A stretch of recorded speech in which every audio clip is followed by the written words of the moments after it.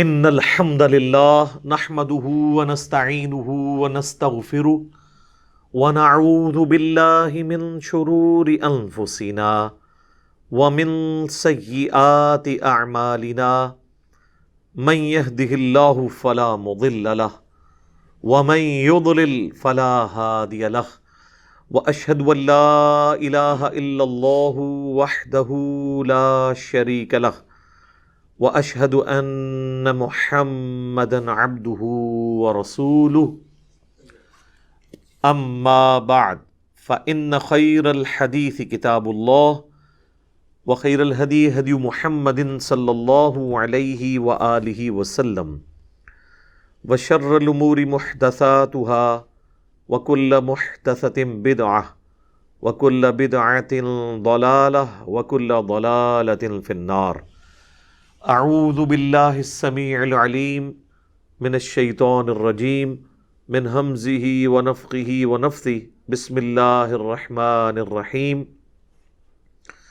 رب اشرح لی صدری ویسر لی امری واحلل عقدۃ من لسانی یفقہوا قولی بسم اللہ الرحمن الرحیم ان اللہ وملائکتہ یصلون علی النبی یا ایہا الذین آمنوا صلوا علیہ وسلموا تسلیما اللہم صل علی محمد وعلی آل محمد کما صلیت علی ابراہیم وعلی آل ابراہیم انک حمید مجید اللہم بارک علی محمد وعلی آل محمد کما بارکت علی ابراہیم وعلی آل ابراہیم انک حمید مجید.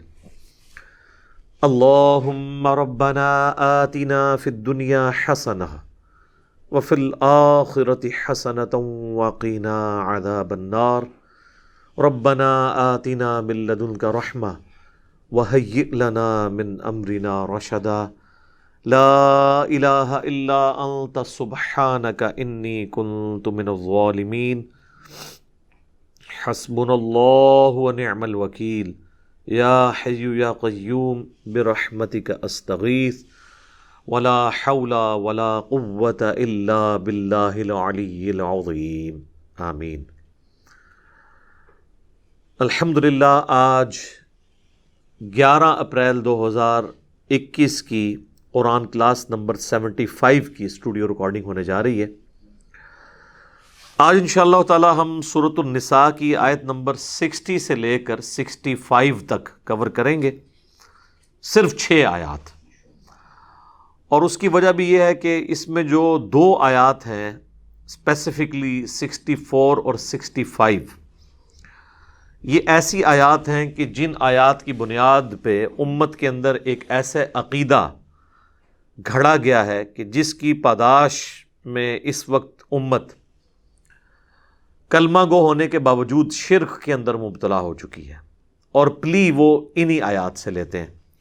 لہٰذا یہ متقاضی ہیں کہ ہم ان آیات کے اوپر تھوڑی تفصیلی گفتگو کریں.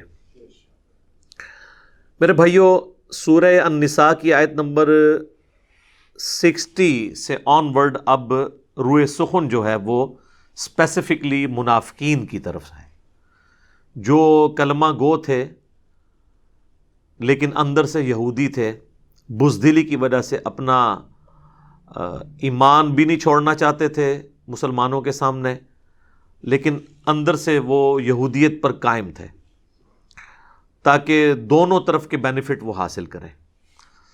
تو ایسے جو لوگ تھے، چونکہ انہوں نے دل سے اللہ کے محبوب صلی اللہ علیہ وآلہ وسلم کو اپنا پیغمبر نہیں مانا ہوا تھا، تو یہ بعض اوقات اپنی مرضی کے فیصلے کروانے کے لیے کافروں کی طرف بھی، یعنی یہودیوں کی طرف بھی چلے جاتے تھے کلمہ گو ہونے کے باوجود.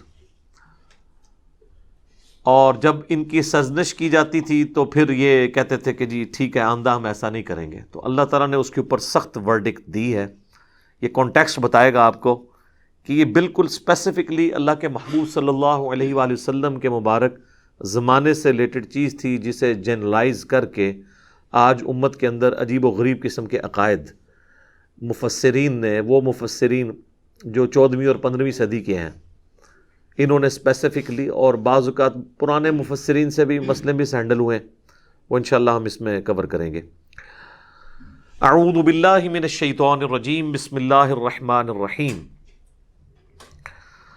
الم تر الی الذین یزعمون انہم آمنوا بما انزل الیک، اے محبوب صلی اللہ علیہ وآلہ وسلم، کیا تم نے ایسے لوگوں کی طرف نہیں دیکھا کہ جو دعوے دار تو اس بات کے ہیں کہ وہ ایمان لاتے ہیں اس بات کے اوپر جو اے نبی تمہاری طرف نازل ہوئی ہے، یعنی قرآن، یعنی دعویٰ کرتے ہیں لیکن اندر سے وہ بے ایمان ہے۔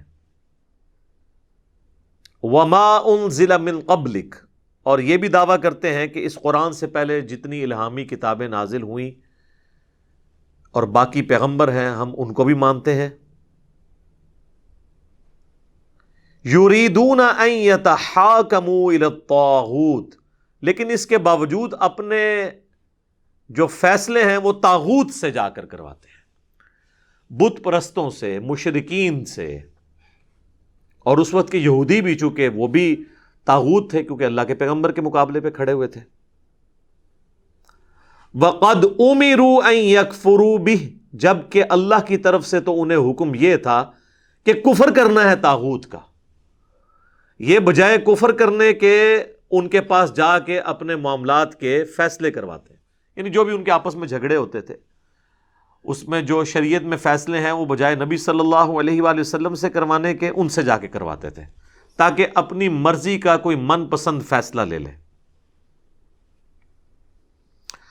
وَيُرِيدُ الشَّيْطَانُ أَن يُضِلَّهُمْ ضَلَالًا بَعِيدًا، اور شیطان تو یہی چاہتا ہے کہ انہیں بہکا دے اور بڑی دور جا کے پھینک دے جہاں سے ان کی پلٹنے کی راہ نہ رہے، یعنی یہ شیطان انہیں ابھارتا ہے اس قسم کے معاملات کے اندر کہ اللہ کے پیغمبر موجود ہیں صلی اللہ علیہ وآلہ وسلم، جو بیک وقت وہاں کے حکمران بھی ہیں، ان کے مذہبی پیشوا بھی ہیں، ان کے سیاسی لیڈر بھی ہیں، بجائے ان سے فیصلہ کروانے کے شریعت کے معاملات میں اختلافات کے اندر شرعی سزاؤں کے حوالے سے یہ جا کے طاغوت سے فیصلہ کرواتے ہیں۔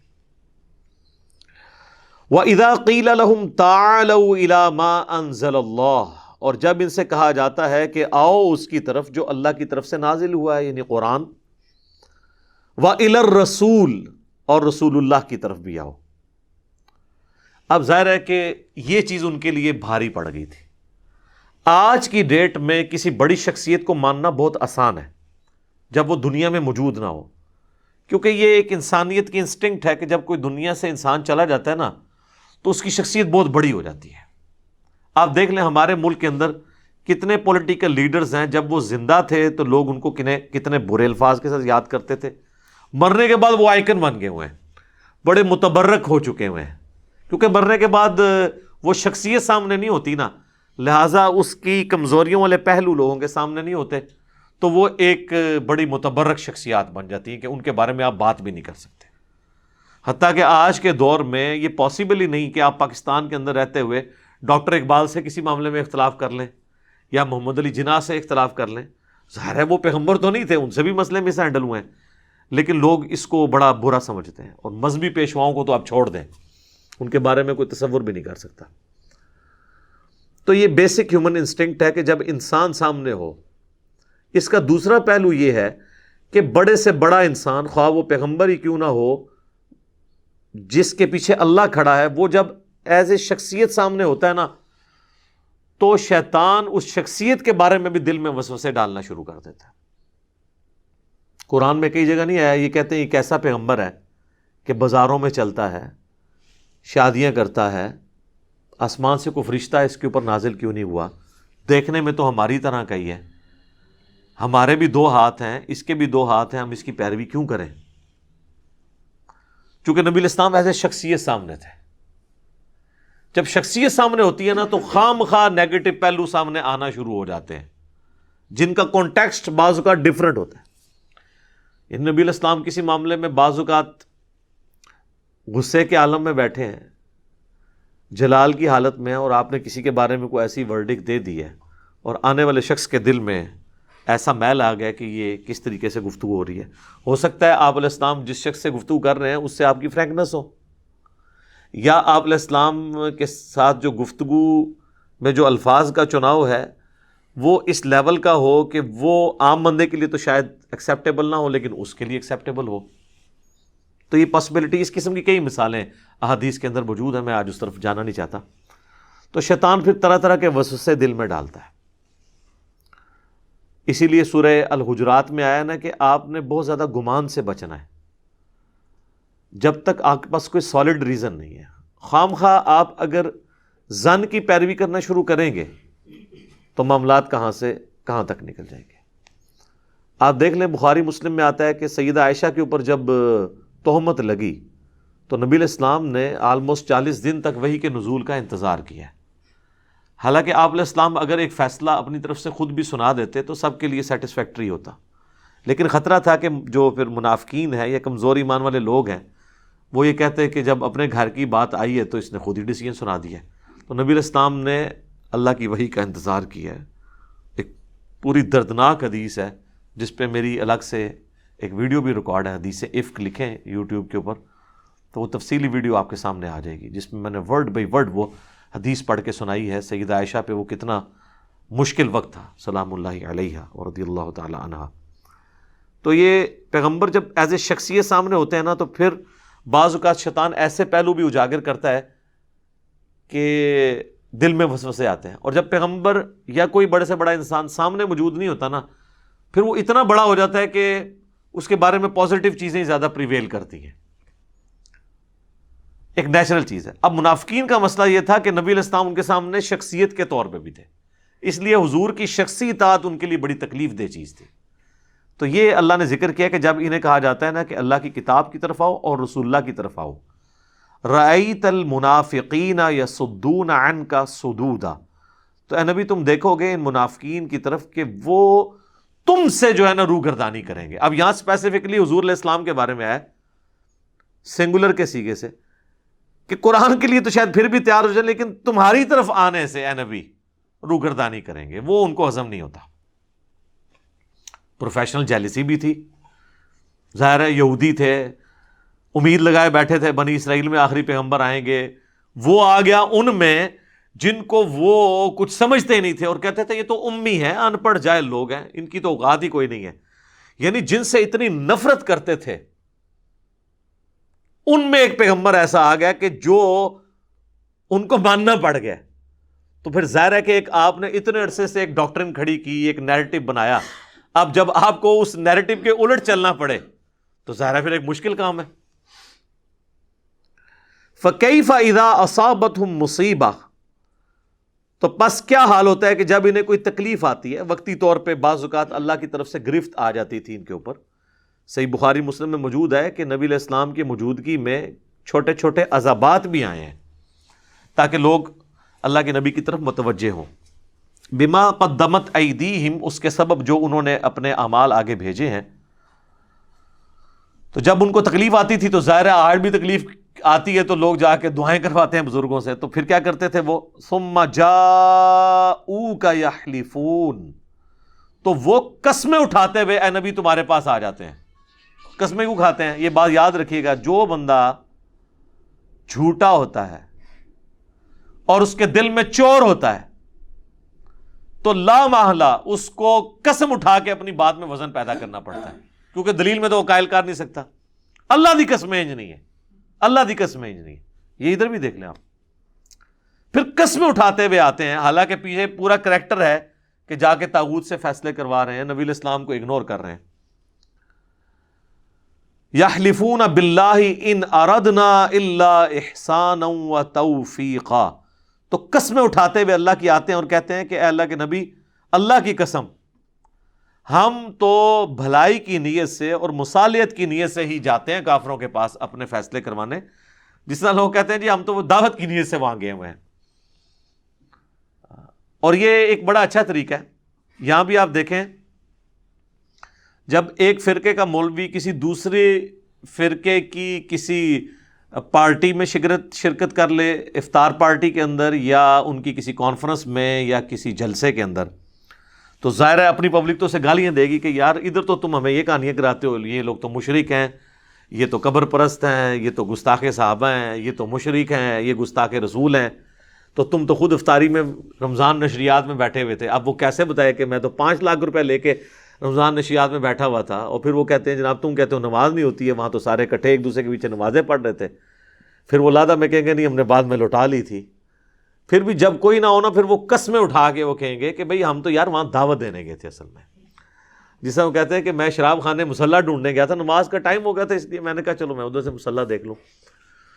تو یہ ایک بہانے ہوتے ہیں. اس میں بھی منافقین یہی کرتے تھے کہ اب ظاہر ہے کہ وہ گئے تو اور چکر میں تھے، ان کو تسلی دینے گئے تھے کہ بھئی ہم تمہارے ساتھ ہیں اندر سے، بے فکر ہو، ٹھیک ہے نا، اسی بڑے پکے ہیں اپنے مسلک دے ہوتے ہیں. اور نبی علیہ السلام کے پاس آ کے وہ کیا کہتے تھے کہ ہم گئے تھے وہاں ان کو سمجھانے کے لیے، حالانکہ سمجھانے کے لیے نہیں، وہ تو یہ سمجھتے تھے کہ عنقریب یہ دعوت جو ہے وہ ختم ہو جائے گی.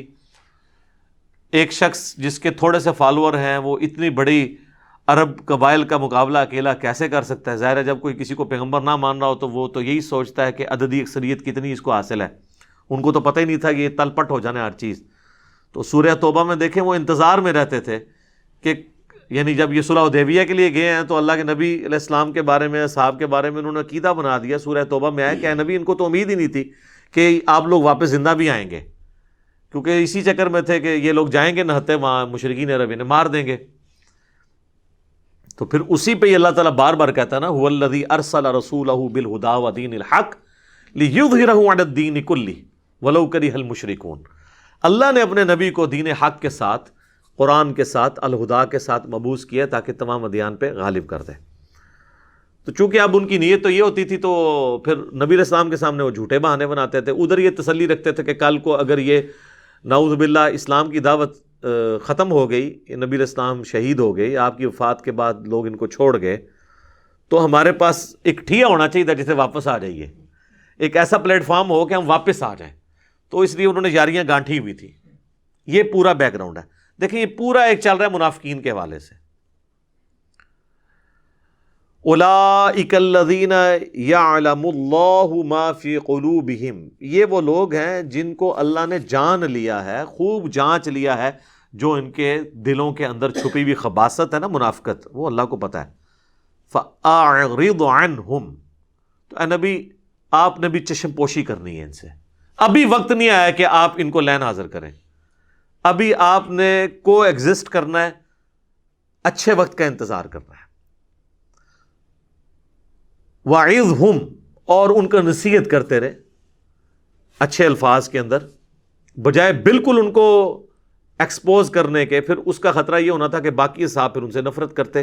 اگر ان میں کسی میں چانس بھی تھے کہ وہ پلٹ آتا اللہ کی طرف تو وہ نہیں پلٹے گا.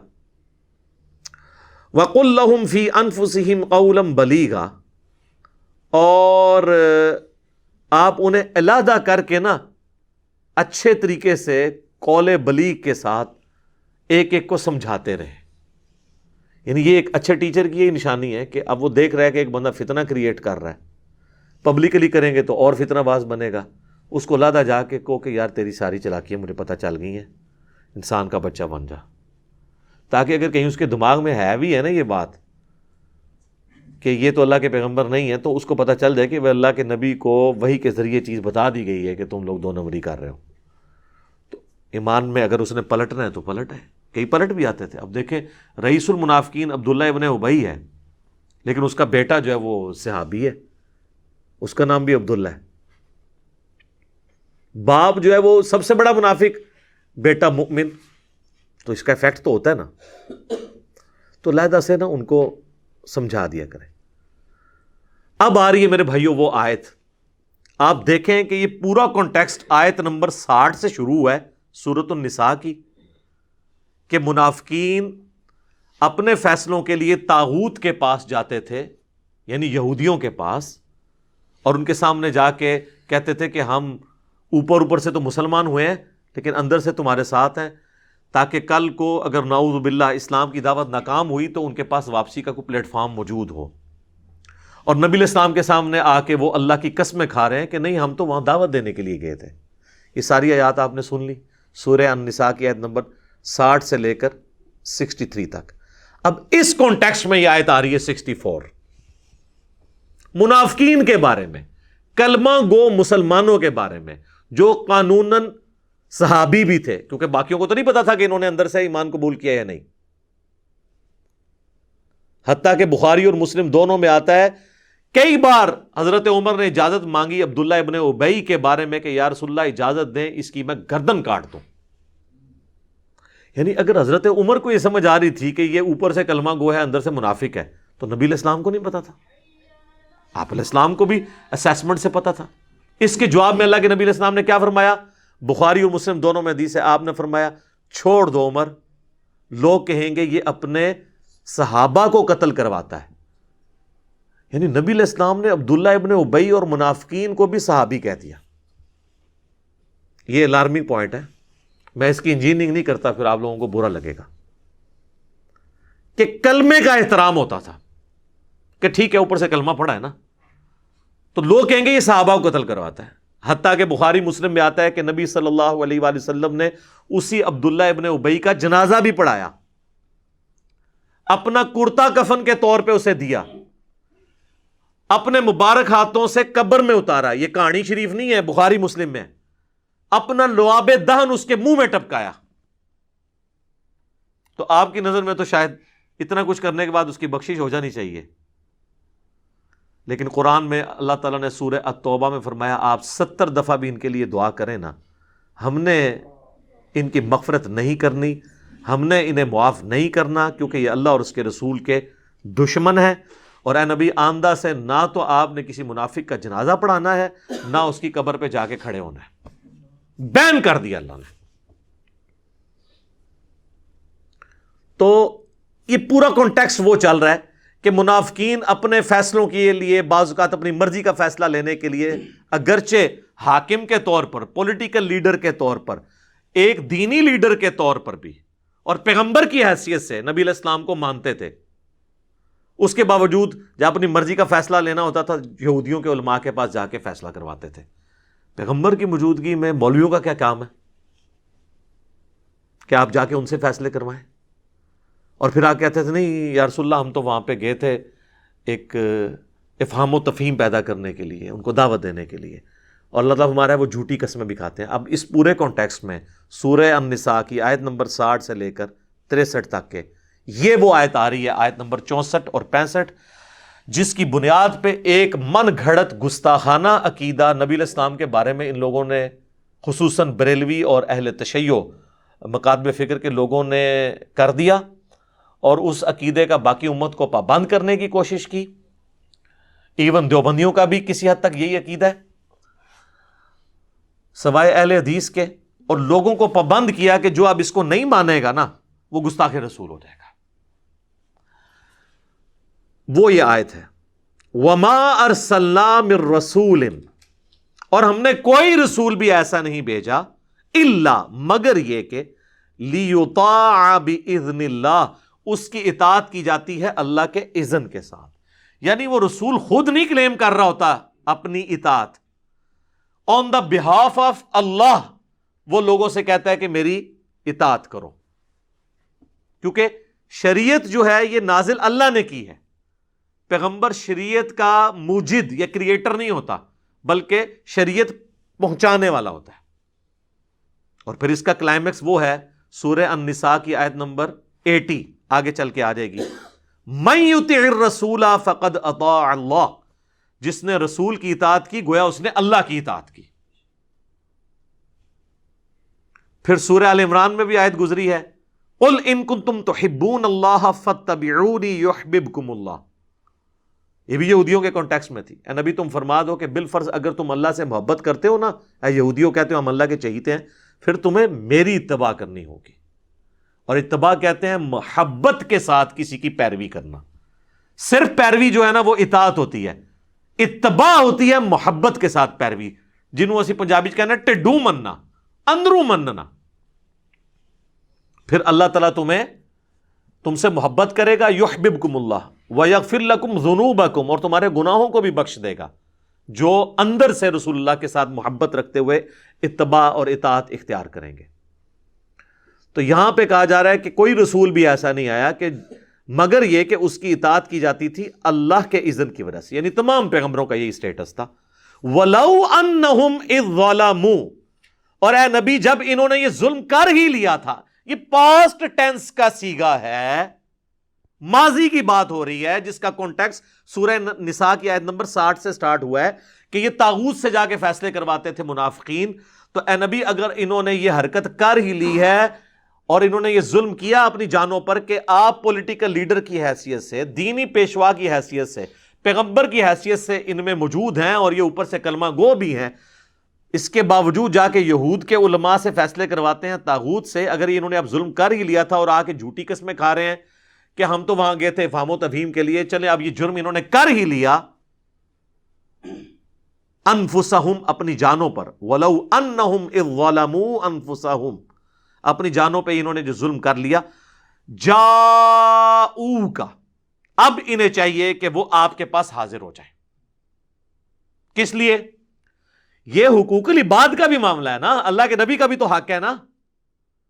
تو پہلے اللہ کے نبی سے آ کے معافی مانگے، ان کے ساتھ غداری کی ہے، کیونکہ تم انصار اللہ ہو نا، اللہ کے دین کے مددگار ہونا اس پیغمبر کے ساتھ مل کے، تو پیغمبر کے ساتھ جو لیڈر بھی ہے تمہارا اس کے ساتھ غداری کی ہے، آؤ ان کے سامنے فاستغفر اللہ اور آ کے اللہ سے توبہ کرو. اور صرف اللہ سے توبہ کافی نہیں ہے، واستغفر لہم الرسول، رسول اللہ بھی تمہارے لیے استغفار کریں، یعنی سفارش کریں، شفاعت کریں کہ اے اللہ ٹھیک ہے انہوں نے مجھ سے بھی معافی مانگ لی ہے، یہ شرمسار ہیں، ان کو معاف کر دیں. نبی کی شفاعت بھی ہو. لَوَجَدُ اللَّهَ تَوَّابًا رَحِيمًا، تو یہ ضرور اللہ کو توبہ قبول کرنے والا اور رحم فرمانے والا پائیں گے. اس کو پکڑ کے انہوں نے آج کی ڈیٹ میں لگا دیا اور کہا جی جا کے قبر رسول سے جا کے اپنے نا گناہ معاف کروائیں.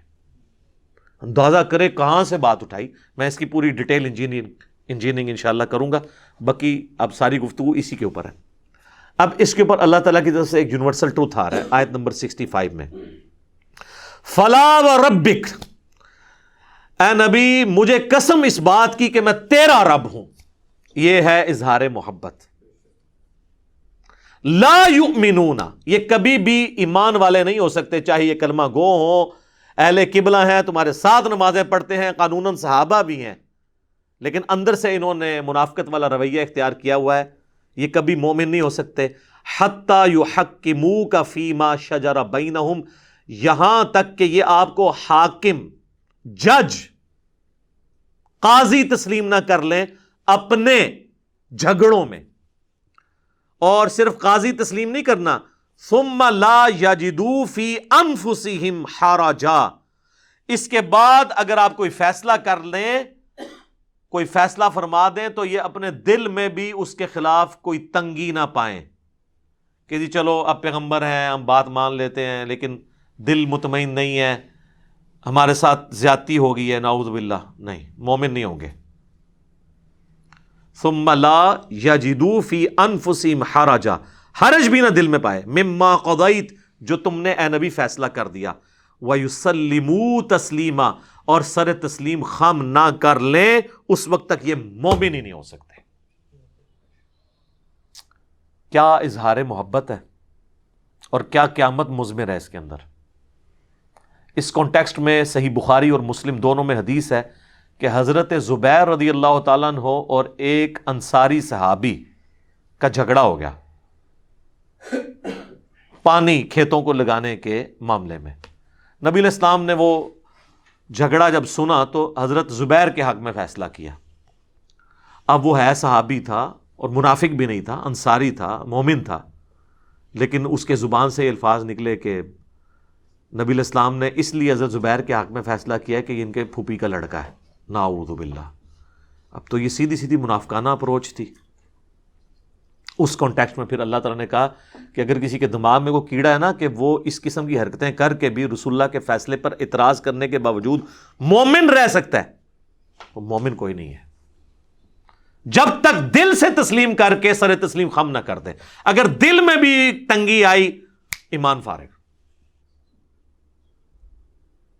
اچھا، اس کانٹیکسٹ میں ایک جعلی واقعہ ہے جو تفسیر ابن کثیر سے لوگ کوٹ کرتے ہیں، لیکن حافظ ابن کثیر نے ساتھ لکھا ہوا ہے کہ جعلی ہے واقعہ، کہ جی ایک مومن تھا، اوپر سے اندر سے منافق تھا. اس نے نبی الاسلام سے فیصلہ کروایا تو حضور نے یہودی کے حق میں فیصلہ کر دیا اور مسلمان کے حق میں نہیں کیا. وہ حضرت ابو بکر کے پاس آیا, انہوں نے بھی کہا کہ رسول اللہ نے جب فیصلہ کیا تو میں کون ہوتا ہوں. پھر وہ حضرت عمر کے پاس گیا تو حضرت عمر نے کہا کہ اچھا تھوڑی دیر ٹھہر. اندر گئے, تلوار لے کے اس کا گردن کاٹ دی. اور اس کی بنیاد کے اوپر یہ پورا جو ملک کے اندر ہنگامہ کھڑا کرتے ہیں نا کہ آپ قانون کو خود ہاتھ میں لیں اور جس کو آپ سمجھتے ہیں نا گستاخ رسول ہے اسے کاٹ دیں, لیکن اس میں ایک شرط ہے جو اندر چھپی ہوتی ہے کہ وہ آپ کے فرقے کا نہیں ہونا چاہیے. یعنی اشرف علی تھانوی رسول اللہ کو ماننے والے کو کاٹ دینا ہے آپ نے, چشتی رسول اللہ والے کو کہنا ہے معرفت کی بات ہے. اور چشتی رسول اللہ والی جو پارٹی کے خلاف کوئی پارٹی ہے تو وہ چشتی رسول اللہ والے کو کاٹ دے اور اشرف علی رسول اللہ کہنے والے کے بارے میں صرف نظر کرے. ساری فرقہ واریت کی جنگ ہے, اور یہ دونوں آپس میں مل کے ایک دوسرے کے ساتھ کو ایگزسٹ کریں اور غلام احمد قادیانی دجال کے ماننے والوں کو کاٹنا شروع کرتے ہیں. دعوت کہیں بھی آپ کو نظر نہیں آئے گی, اور نام لیتے ہیں ختم نبوت کے. یہ جتنی تحریکیں ہیں یہ ختم نبوت تحریکیں نہیں ہیں. ختم نبوت تحریک وہ ہوگی جو قادیانیوں کو بھی غلط کہے گی اور چشتی رسول اللہ اور اشرف علی رسول اللہ پڑھوانے والوں اور ان کو انڈورس کرنے والوں کو بھی کٹہرے میں لا کے کھڑا کرے گی. یہ نہیں ہے کہ وہ لوگ بزرگیاں ویل کریں اور ان کو آپ جو ہے وہ کافر کافر کہہ کے تو اس بنیاد کے اوپر چندے اکٹھے کرتے رہیں. لہٰذا میں ان تمام تحریکوں کو کہتا ہوں یہ اینٹی قادیانی تحریکیں ہیں. ختم نبوت تحریک صرف اس پلیٹ فارم سے ہے اللہ کے فضل سے, کہ جس نے ختم نبوت کے اوپر ڈاکہ مارا ہے معرفت کے نام کے اوپر یا کشف و الہام کے نام کے اوپر یا عقیدہ امامت کی بگڑی ہوئی شکل مانتے ہوئے یا کسی بھی اور طریقے سے یا امتی نبی والا فراڈ کرتے ہوئے, سب کے سب کو ایک لاٹھی سے ہانکا جائے گا. پھر آپ لوگوں تک دین کی بات پہنچا سکتے ہیں. ادروائز تو پھر ظاہر ہے کہ ایکسیپٹنس تو نہیں ملے گی. لوگ کہیں گے جی اپنے گھر کی صفائی کرتے نہیں ہیں, دوسروں کے اوپر بات کرتے ہیں. اور یہی وہ چیز ہے جو قادیانیوں کو اسلام کی طرف نہیں آنے دیتی. وہ کہتے ہیں ان کے بابوں نے بھی کام ڈالا ہوا ہے, اور میں نے آپ کو بتایا ہے کہ قادیانی جو ہے یہ صوفیوں میں سے نکلا ہوا فرقہ ہے. اور کئی بار میں نے ایک بات بتائی ہے کہ ہمارے پاس ایک بھائی آتے تھے تو وہ بخاری اور مسلم میں جو نماز کا طریقہ لکھا ہوا ہے رکوع میں جاتے وقت اور اٹھتے وقت رفع الیدین کرنا, انہوں نے جب شروع کیا تو ان کے بڑے بھائی تبلیغی جماعت میں اٹلی کے اندر وہ امیر تھے, ان کے گھر جماعتیں رکتی تھی. وہ چھٹیوں پہ آئے تو وہ آگے آتے ہی سیدھا, ان دنوں میں اپنے گھر میں درس دیا کرتا تھا, سیدھا آ کے چڑھائی کر دی جی میرے بھائی کو آپ نے قادیانیت کی طرف لگا دیا ہے. جناب یہ ہمارا ہی حوصلہ ہے کہ ہم یہ ساری باتیں سنتے ہیں, ہم مسکراتے ہیں, ہمیں پتہ ہوتا ہے کہ اب یہ قابو میں آ گیا, کیونکہ ہمارے پاس تو علم کی طاقت ہے اللہ کے فضل سے, جس کو نہ شکست ہو سکتی ہے جو نہ چوری ہو سکتی ہے. الحمدللہ علم وہ تلوار ہے. تو میں تسلی سے بات سنی, میں نے کہا میرے بھائی میں آپ کے ساتھ پوری ہمدردی کرتا ہوں, ہمارے گھر کے قریب یہ قادیانیوں کی عبادت گاہ ہے تو ہم سارے اٹھ کے چلتے ہیں وہاں جا کے دیکھتے ہیں. اگر قادیانی آپ کے طریقے کے مطابق نماز پڑھ رہے ہوئے یعنی حنفی طریقے پہ بغیر رفع الیدین کے تو وہ آپ میں سے نکلا ہوا فرقہ ہے, اور اگر وہ رفع الیدین کے ساتھ پڑھ رہے ہوئے تو پھر آپ ہمارے کھاتے میں اسے ڈال دیجیے گا. بس اتنی بات کرنے کی دیر تھی. کہتے نہیں نہیں نہیں کوئی ضرورت نہیں, اور بات مانی بھی کوئی نہیں, کیونکہ انہیں پتا چل گیا تھا کہ یہ تو پھر ماننا پڑ جائے گا کہ تو یہ ہمارے ہی حنفی بھائی ہیں. تو قادیانی آج کی ڈیٹ میں حنفی ہیں. یہ بعض لوگ جو ان کے چند ایک مسائل پکڑتے ہیں نا جی فاتحہ خلف الامام میں ان کا یہ عقیدہ ہے, یہ تفردات ہیں, اوورآل وہ حنفی ہیں. حنفیوں میں بھی تو کئی ایک شاخیں ہیں نا. بریلوی کہتے ہیں انگوٹھے چومنے والے کی شفاعت ہوگی, اور وہ کہتے ہیں فقہ حنفی کی بنیادی کتاب فتاوی شامی جسے رد المختار کہتے ہیں جو در مختار پہ حاشیہ ہے اس میں لکھا ہوا ہے. جب ہم دیوبندیوں کو دکھاتے ہیں کہ یہ تو آپ کی مشترکہ کتاب ہے اس میں لکھا ہوا ہے انگوٹھا چوما کریں, وہ کہتے ہیں جی لکھا تو ہوا ہے لیکن یہ مفتہ بھی ہی نہیں ہے. مفتہ بھی کو تو بعد میں دیکھیں گے. ابن عابدین شامی کو بیتی کیوں نہیں کہتے, وہ اب اتنا بھاری ہے کہ اسے نہیں کہہ سکتے. تو انگوٹھے چومنے والے معاملے میں بریلوی درست ہیں ایز فار ایز فقہ حنفی از کنسرن. قرآن و سنت کے حساب سے نہ یہ درست ہے نہ وہ درست ہے, فقہ حنفی کے مطابق میں بات کر رہا ہوں. تو اس قسم کے نا لوگ پھر حربے اڈاپٹ کرتے ہیں. تو یہ تو قادیانیوں کی نماز کا طریقہ آپ دیکھ لیں, یہ انہی کے طریقے کے مطابق نماز پڑھتے ہیں. تو جدھر سے نکلے ہوئے ہیں انہی کے طریقے کے مطابق عمل کریں گے نا. یہ وہ آیت تھی جی سورہ النساء کی آیت نمبر 64، جس کے اوپر انہوں نے پورا عقیدہ کھڑا کیا، وَلَوْ أَنَّهُمْ إِذْ ظَلَمُوا أَنفُسَهُمْ جَاءُوكَ۔ اور جی قرآن میں اللہ تعالیٰ نے فرما دیا ہے کہ جب کوئی اپنی جان پر ظلم کر لے، رسول اللہ سے آ کے شفاعت کروا لے، تو کہتے ہیں دیکھیں جی آپ بعد والی امت کو محروم کرنا چاہتے ہیں اتنی بڑی فضیلت سے۔ صحابہ کرام تو اپنی مبارک زندگیوں کے اندر جا کے حضور سے دعا کروا لیتے تھے، آج امتی کیا کرے؟ تو آج قبر پہ جائے، ایگو خود ہی کہانی بنا لی ہے، قبر پہ جائے اور جا کے عرض کرے۔ اور یہ عقیدہ بریلوی، دیوبندی، شیعہ تینوں کا مشترکہ ہے، صرف اہل حدیث اس عقیدے کو درست نہیں سمجھتے۔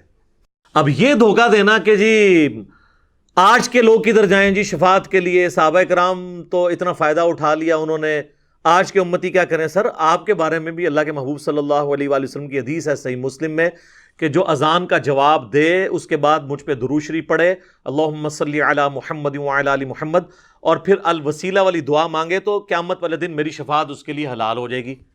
اس کے لیے قبر رسول پہ جانا ضروری نہیں ہے، یہاں پہ بھی آپ یہ سب کچھ کریں آپ کو فضیلت ملے گی۔ پھر جامعہ ترمذی میں حدیث ہے کہ جو شخص اللہ کا ذکر اور درود شریف پڑھ کے اللہ کی طرف متوجہ ہوتا ہے، اللہ تعالیٰ اسے عطا فرماتا ہے۔ لہٰذا آج کے ڈیٹ میں بھی کسی نے توبہ کروانی ہے تو اللہ کا ذکر کرے، درود شریف پڑھے، اللہ کی طرف متوجہ ہو، کسی جگہ نہ بھی جائے تب بھی اللہ تعالیٰ اس کی دعا قبول کرے گا۔ لہٰذا یہ بھی جو شیطانی وسوسہ تھا اللہ کے فضل سے میں نے اس کو سیٹل کر دیا الحمدللہ۔ اب اس عقیدے کی بنیاد کیا ہے وہ چند ایک باتیں میں ایک ایک کر کے اسے کور کر دیتا ہوں۔ ایک تو آپ کو یہ اس کا کانٹیکسٹ سمجھ آ گیا کہ یہ اس دور کے اعتبار سے تھا۔ وہ کہتے ہیں جی قرآن کی آیات تو جنرل ہیں، آپ ان کو حضور کے زمانے تک کر رہے ہیں۔ یہ وہ لوگ ہیں جب انہیں ہم توحید کی کوئی آیات بتاتے ہیں کہتے ہیں یہ تو بتوں کے بارے میں ہے، تو کافروں کے بارے میں نازل ہوئی ہیں، اور جب یہ آیت آئی تو اس کو آج بھی فٹ کرنے کے لیے تیار ہے۔ تو آپ اس بات کو سمجھ لیں، آدھی بات ان کی درست ہے، ہم بھی کہتے ہیں بتوں کی آیات آپ نہ لگائیں اہل ایمان کے اوپر۔ ہمارے پاس تھوڑی آیات ہیں جو قرآن حکیم میں انبیاء کے بارے میں ہے کہ وہ نہ کسی کے نفع کے مالک ہے نہ نقصان کے۔ سورۃ الاعراف آیت نمبر 188 بالکل واضح آیت ہے جس کے اندر اللہ کے محبوب صلی اللہ علیہ وآلہ وسلم کے بارے میں آیا قُلْ لَا أَمْلِكُ لِنَفْسِي نَفْعًا وَلَا ضَرًّا، اے نبی تم فرما دو میں تو اپنی جان کے لیے بھی کسی نفع اور نقصان کا مالک نہیں ہوں، إِلَّا مَا شَاءَ اللَّهُ، ہاں مگر جو اللہ میرے لیے فیصلہ کرتے۔ وَلَوْ كُنْتُ أَعْلَمُ الْغَيْبَ، اور اگر میں خود غیب جان لیتا، لَاسْتَكْثَرْتُ مِنَ الْخَيْرِ، تو میں بہت خیر کثیر جمع کر لیتا، وَمَا مَسَّنِيَ السُّوءُ، اور مجھے کبھی کوئی تکلیف نہ پہنچتی۔ جب مجھے پہلے ہی پتا چل جاتا کہ میرے ساتھ یہ معاملہ ہونے والا ہے میں کوئی اس کا تدارک کر لیتا۔ ان انا الا نذیر و بشیر، میں تو نہیں ہوں مگر ڈر سنانے والا اور خوشخبری سنانے والا، لقوم یؤمنون، ان کے لیے جو بات ماننا چاہیں ایمان لانا چاہیں۔ تو یہ واضح قرآن میں آ گیا ہے تو اس کی بات تو ضرورت ہی نہیں ہے۔ پھر سورۃ المائدہ میں اللہ تعالیٰ نے اولو العزم پیغمبر عیسیٰ ابن مریم اور ان کی والدہ جو اولیاء کی سردار ہیں، ان سے بڑھ کے تو کوئی بزرگ نہیں ہو سکتا نا جو پیغمبر کی ماں ہے، ان کے بارے میں ہے مل مسیح ابن مریم الا رسول، المائدہ 75۔ مسیح ابن مریم تو نہیں تھے مگر ایک رسول، قد خلت من قبلہ رسول، ان سے پہلے بھی کئی رسول گزرے، وامہ صدیقہ، اور ان کی ماں سچی عورت تھی، کانا یاکلان الطعام، دونوں کھانا کھانے کے محتاج تھے، کھانے کے محتاج تھے۔ انظر کیف نبین لہم الآیات، اے نبی دیکھو ہم اپنی آیتیں کس طرح کھول کھول کے بیان کرتے ہیں، لگی لپٹی بات نہیں، کھول کے۔ ثم انظر انا یؤفکون، اور ان کی طرف بھی دیکھو پھر بھی الٹے پھیرے جا رہے ہیں۔ اس کا مطلب ہے کہ جس نے بات نہیں سمجھنی اس کو کھلی بھی بات بھی سمجھ نہیں آئے گی۔ قل اتعبدون من دون اللہ، اے نبی تم فرماؤ کہ اللہ کو چھوڑ کے عیسیٰ اور ان کی ماں کی پوجا تم کر رہے ہو۔ یہاں من دون اللہ، اللہ نے پیغمبر کو کہہ دیا اے بتاں والی آیت نہیں ہے تو ہم نے کہانی کرائی گئی ہے، بتوں والی آیتیں، پیغمبراں والی آیتاں نے، ولیاں والی آیتاں نے، من دون اللہ بھی آ گیا۔ کہتے ہیں نہیں ہم تو عبادت نہیں کرتے ہیں ولیوں کی یا پیغمبروں کی۔ سر اگلی بات بھی سنیں، ما لا یملک لکم ضرا ولا نفعا، وہ عیسیٰ اور ان کی ماں جو نہ تمہارے نقصان کے مالک ہیں نہ نفع کے۔ تو مسئلہ یہ نہیں ہے کہ آپ عبادت کرتے ہیں نہیں بابوں کی، اللہ کہہ رہا ہے بابا کیا، حضرت عیسیٰ اور ان کی ماں بھی کسی کے نفع اور نقصان کے مالک نہیں ہے، تو بابے کدھر؟ کہتے ہیں ایڑا جملہ اگے بولتا ہے نا، اینی تو بھائی دنیا چینج لے کے آندی ہے، اسی نے تو دنیا ورنہ تو دنیا توحید اتنے عرصے تو بیان ہو رہی سی، ہن کے فرق پہ گیا، یہ فرق پہ ہے۔ واللہ هو السمیع العلیم، اور اللہ ہے سننے والا اور علم والا۔ یہاں من دون اللہ بھی آ گیا اور مشکل کشائی کی نفی بھی ہو گئی۔ تو یہ بالکل واضح ہے۔ تو یہ کہتے ہیں جی بتوں والی آیتیں وہ لگاتے ہیں اولیاء اللہ کے، وہ تو آیتیں اللہ تعالیٰ سے موجود ہیں، اور یہ پھر ہمیں کہتے ہیں جی آپ ان آیات کو نا جی وہ افاقی سمجھیں۔ ہم افاقی ضرور سمجھیں گے اگر وہ آیت اسی طریقے سے ہو۔ آپ بھی ان آیات کو افاقی نہیں مانتے، نہ مان سکتے ہیں۔ وَلَوْ أَنَّهُمْ إِذْ ظَلَمُوا أَنفُسَهُمْ جَاءُوكَ، سورہ النساء نمبر 64 اور 65 کو افاقی مان کے بتائیں کس طرح مانیں گے؟ آپ اس کے اوپر عمل ہی نہیں کر سکتے۔ اس اعتبار سے جو آپ سمجھتے ہیں، یہ دو چیزیں آپ سمجھ لیں، یہ بنیادی چیزیں۔ ایک ہوتی ہے سیاق و سباق، جسے ہم کہتے ہیں کانٹیکسٹ، کہ اس آیت کے اندر جو حکم بیان ہوا ہے یہ کس پس منظر میں ہے، اس کا کانٹیکسٹ کیا ہے، وہ قرآن کے اندر ہی موجود ہوتا ہے۔ قرآن اپنے کانٹیکسٹ میں کسی حدیث کا محتاج نہیں ہے۔ دوسری چیز ہوتی ہے شان نزول۔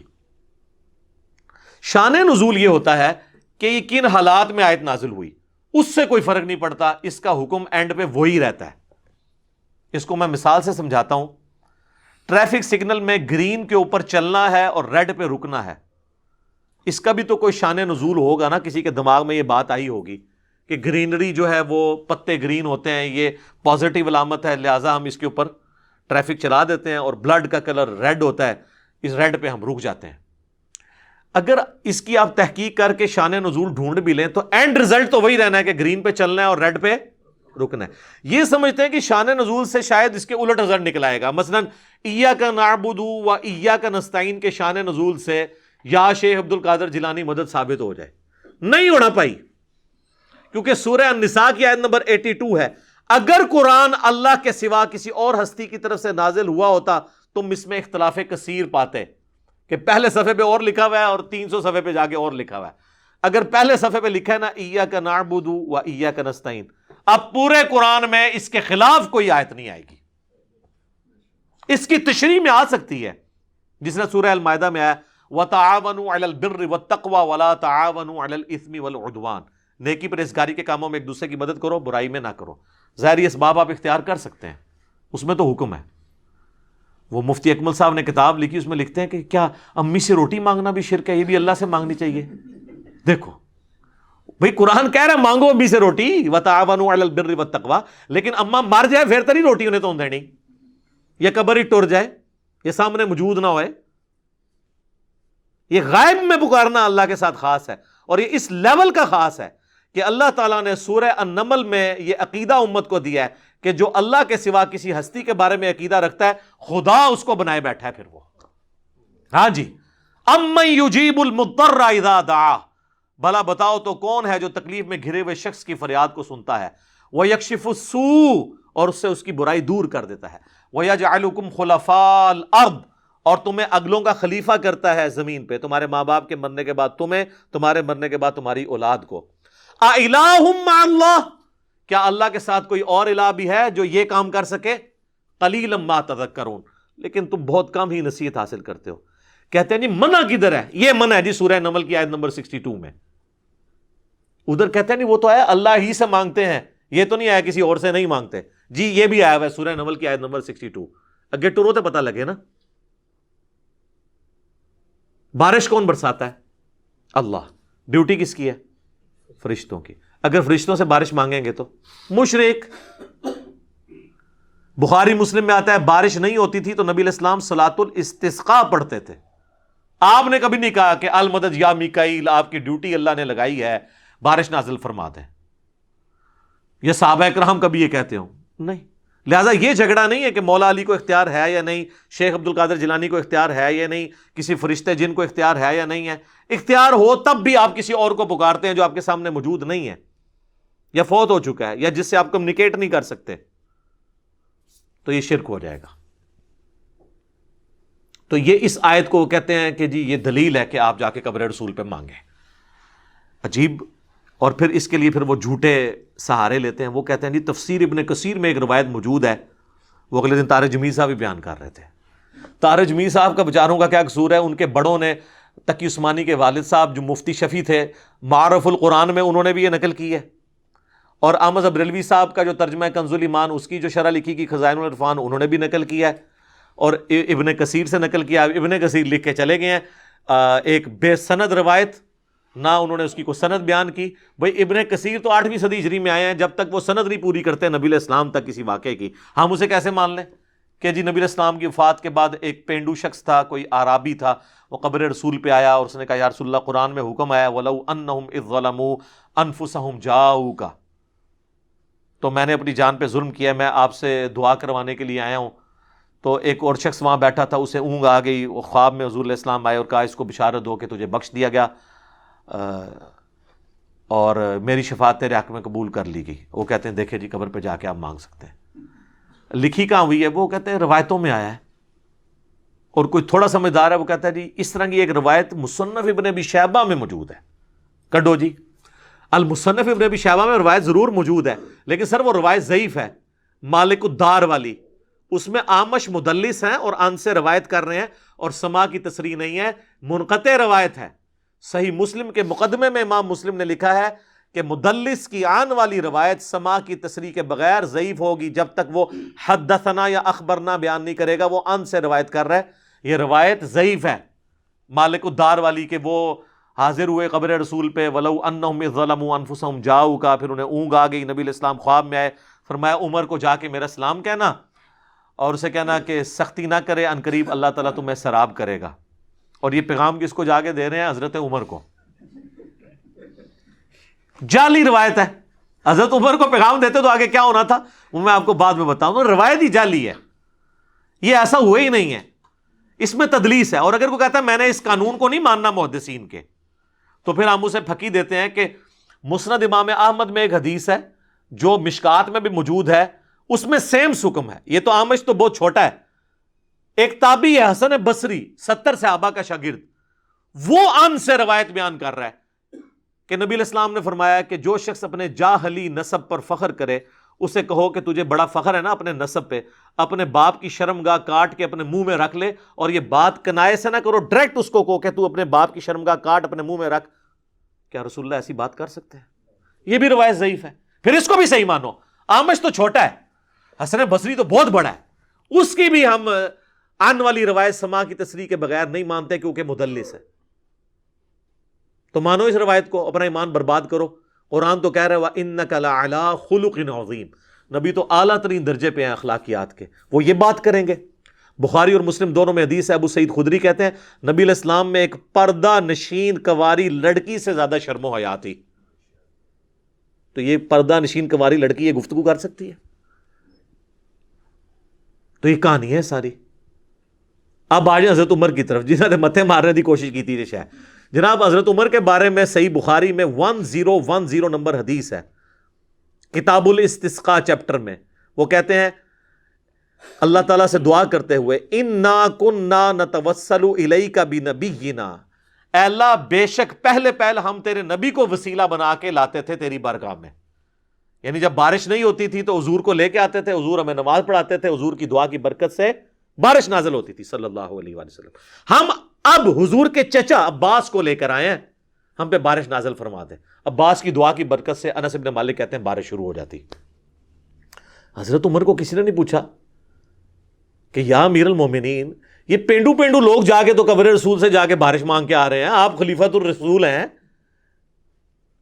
سیکنڈ نمبر پہ آپ خلیفہ راشد ہیں، ایک پینڈو کو بات سمجھ آئی بھی، آپ کو نہیں آئی بھی؟ وہ پینڈو آئی کوئی نہیں سی تھے، وہ کہانیاں نے ساریاں۔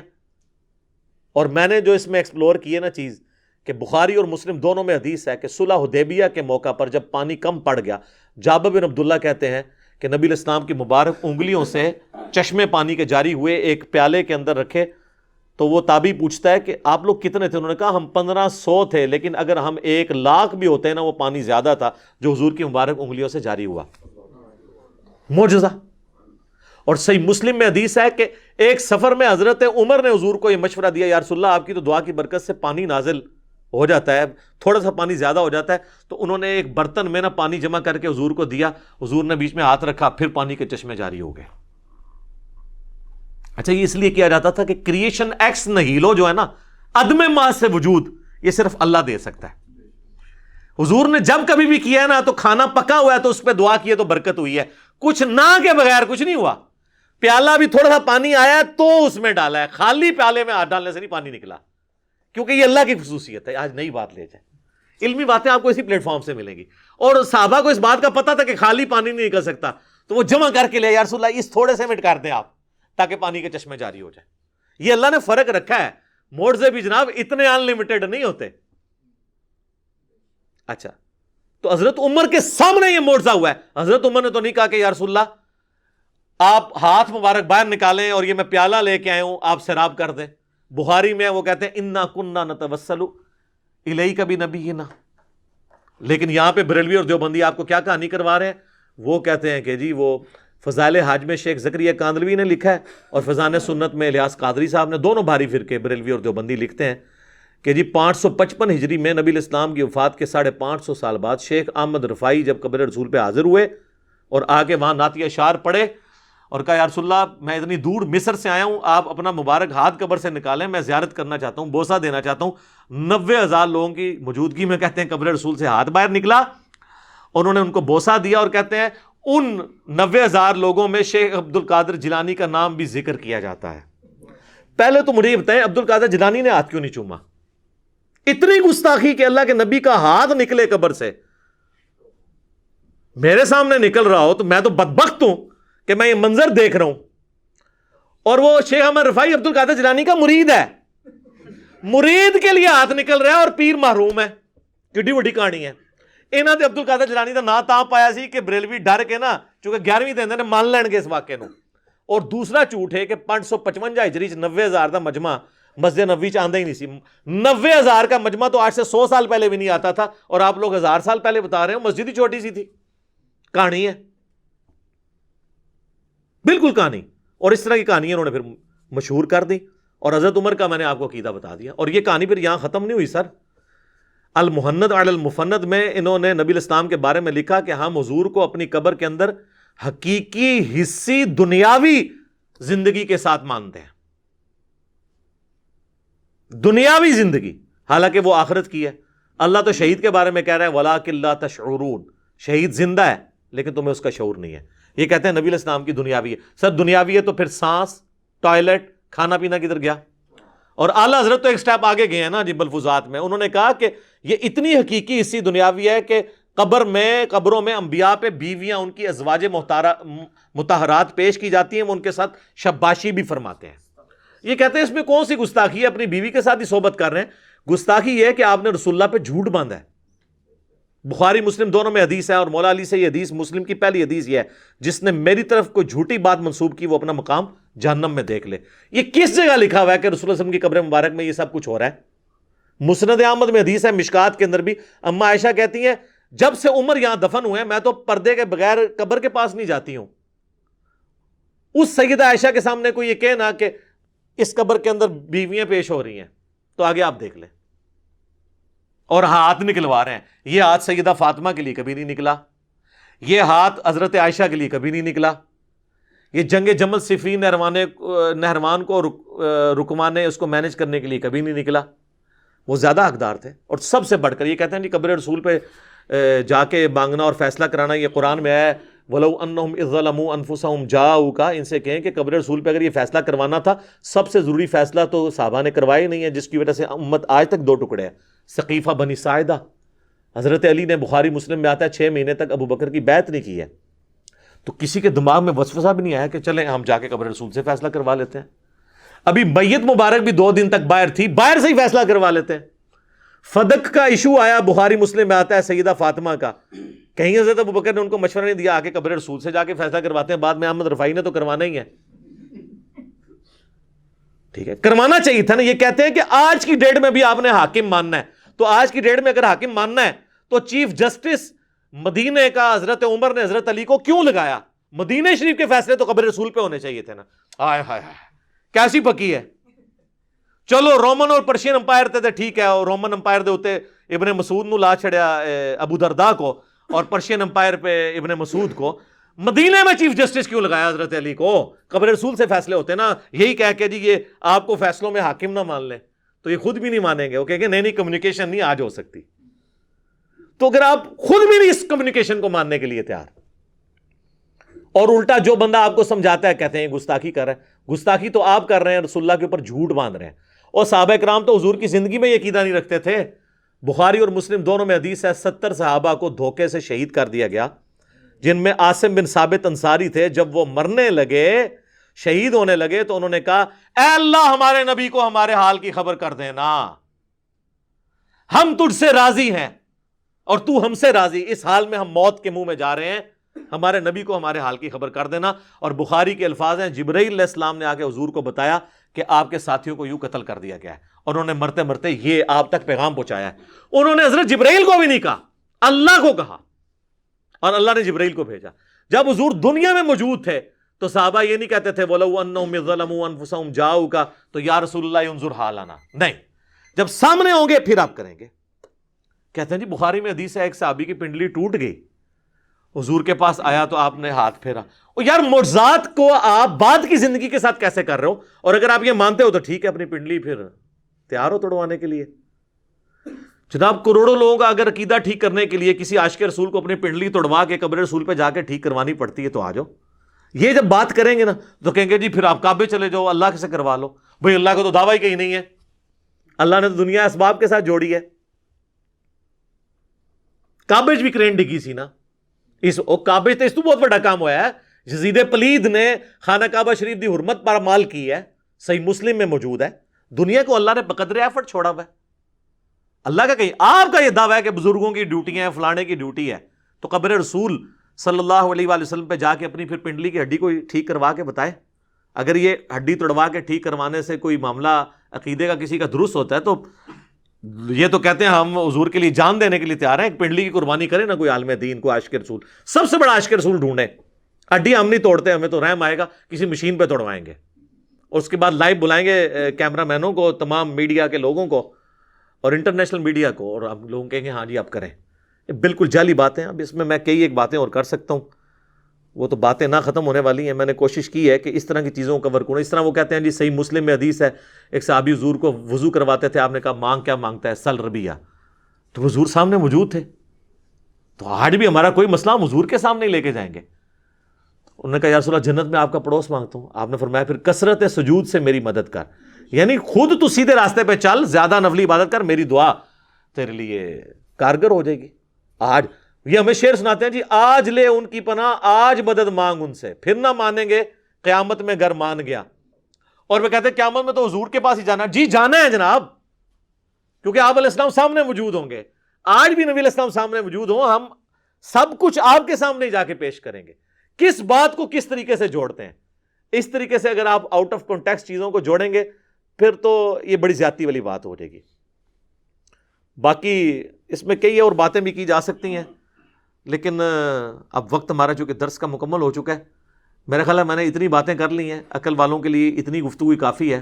بار میں نے ڈیٹیل کچھ ویڈیوز ریکارڈ کرائی ہیں, ان کا میں حوالہ دے دیتا ہوں. وسیلے کے نام پر دھوکہ, وسیلے کو ہم بھی مانتے ہیں لیکن وسیلہ اور غیر اللہ سے مدد مانگنا یہ زمین اسمان کا فرق ہے.